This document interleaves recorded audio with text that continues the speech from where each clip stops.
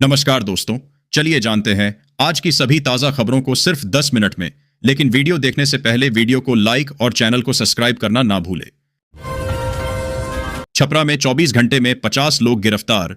एसआईएसपी के एक्शन से मच गया हड़कंप। छपरा न्यूज। सारण पुलिस ने विशेष अभियान चलाकर 50 आरोपितों को गिरफ्तार किया, जिनमें शराब कारोबार, शराब सेवन वारंट, हत्या का प्रयास, खनन, अपहरण और जालसाजी के मामले शामिल हैं। पुलिस ने 73 वाहनों से 2,01,000 जुर्माना वसूला और यातायात नियमों का पालन करने का निर्देश दिया। इसके अलावा पुलिस ने शराब तस्करों से 126 लीटर शराब और एक स्कूटी जब्त की। गेहूं के भूसा में छुपाई हुई थी 2,50,000 की विदेशी शराब बरामद। पुलिस ने एक को किया गिरफ्तार। कटिहार के कुर्सेला थाना क्षेत्र के शेरमारी गांव में पुलिस ने छापामारी कर अनिल मंडल के बासा से 177 लीटर विदेशी शराब बरामद की। शराब को गेहूं के भूसे में छुपाया गया था। पुलिस ने अनिल मंडल को गिरफ्तार कर न्यायिक हिरासत में भेज दिया। बरामद शराब की कीमत लगभग 2,50,000 आंकी गई है। बता दें कि बिहार में आए दिन शराब की तस्करी बढ़ती जा रही है। NH 323E से नेपाल बॉर्डर तक सड़क चौड़ीकरण से बढ़ेगा व्यापार। भारत सरकार को मिला आवेदन। किशनगंज न्यूज। नेपाल के प्रतिनिधियों ने भारत सरकार के अधिकारियों को आवेदन दिया है, जिसमें किशनगंज के गलगलिया चेकपोस्ट से नेपाल सीमा तक के संपर्क पथ के चौड़ीकरण और विस्तार की मांग की गई है। यह मार्ग भारत और नेपाल के बीच व्यापार और यात्रियों की आवाजाही के लिए महत्वपूर्ण है, लेकिन वर्तमान में यह सड़क संकरी और जर्जर है। पूर्णिया में महाराजी का क्षतिग्रस्त पुल दे रहा है हादसे को आमंत्रण। कभी भी हो सकती है बड़ी दुर्घटना। पूर्णिया न्यूज। पूर्णिया की जानकी नगर नगर पंचायत के वार्ड नंबर 15 में स्थित महाराजी गांव का लोहा पुल जर्जर अवस्था में है, जिससे कभी भी बड़ी दुर्घटना हो सकती है। यह पुल जानकी नगर से बनमनखी जाने के लिए शॉर्टकट रास्ता है, लेकिन इसकी जर्जर स्थिति के कारण लोगों की सुरक्षा खतरे में है। जनप्रतिनिधि और अधिकारी द्वारा ध्यान नहीं दिए जाने से यह समस्या बनी हुई है। बेगूसराय में तेज आंधी में गिरा 100 साल पुराना विशाल वट वृक्ष। सड़क पर लग गया जाम। बेगूसराय न्यूज। बेगूसराय में मंजोल गढ़पुरा पथ पर गुरुवार की शाम तेज आंधी के कारण एक विशाल वट वृक्ष गिर गया, जिससे सड़क पर जाम लग गया। स्थानीय लोगों ने बताया कि अगर पेड़ उल्टी दिशा में गिरता तो कई घर और पशु इसकी चपेट में आ सकते थे। वन विभाग ने पेड़ को कटवाकर रोड सही कराने का प्रयास शुरू किया है। क्षेत्र की बिजली आपूर्ति भी बाधित। बेतिया की 7 पंचायतों में हुए 28 करोड़ घोटाले की होगी जांच।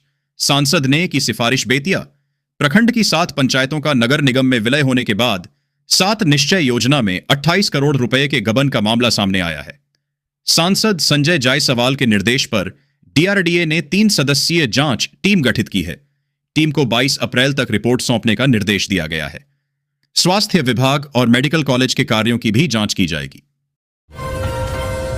पटना में वीर कुंवर सिंह विजयोत्सव को लेकर जोरों पर तैयारियों। सीएम नीतीश कुमार ने पार्क में जाकर लिया जायजा। पटना में 23 अप्रैल 2025 को होने वाले वीर कुंवर सिंह विजयोत्सव की तैयारियों का जायजा लेने शहीद वीर कुंवर सिंह आजादी पार्क पहुंचे मुख्यमंत्री नीतीश कुमार। उन्होंने अधिकारियों को पार्क के रखरखाव और लोगों की सुविधाओं पर ध्यान देने के निर्देश दिए। इसके बाद मुख्यमंत्री ने जेपी गंगा पथ पर होने वाले एयर शो की तैयारियों का भी निरीक्षण किया। जम्मू में मूसलाधार बारिश व तेज हवाओं के कारण प्रभावित हुई बिजली आपूर्ति बहाल। लोगों ने ली राहत की सांस। जम्मू संभाग में भारी बारिश और तूफान के बाद बिजली आपूर्ति बहाल हो गई है। कठुआ और रियासी के कुछ दूर दराज इलाकों में मरम्मत कार्य जारी है। बिजली आपूर्ति बहाल होने से लोगों को पानी की समस्या से भी राहत मिली है।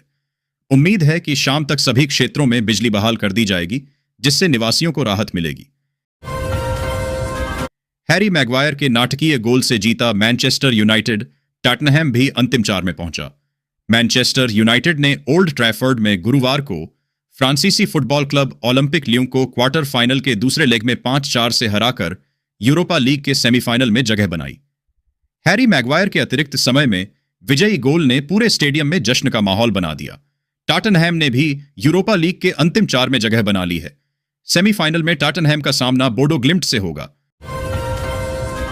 बिहार विधानसभा चुनाव से पहले कांग्रेस ने बदली रणनीति। खेल दिया अब तक का सबसे बड़ा दांव। कांग्रेस ने विधानसभा चुनाव की तैयारी शुरू कर दी है और महिलाओं को साधने के लिए चर्चा महिला की बात कांग्रेस के साथ कार्यक्रम शुरू किया है। 20 अप्रैल से 31 मई तक राज्य के सभी 534 प्रखंडों में जाकर महिलाओं से बातचीत की जाएगी। कांग्रेस ने 50% महिलाओं को कार्यकारिणी में जगह देने और 30% महिलाओं को टिकट देने का लक्ष्य रखा है। जेडीयू किस आधार पर देगी टिकट? अंदर की बात आई सामने, बदली पुरानी रणनीति।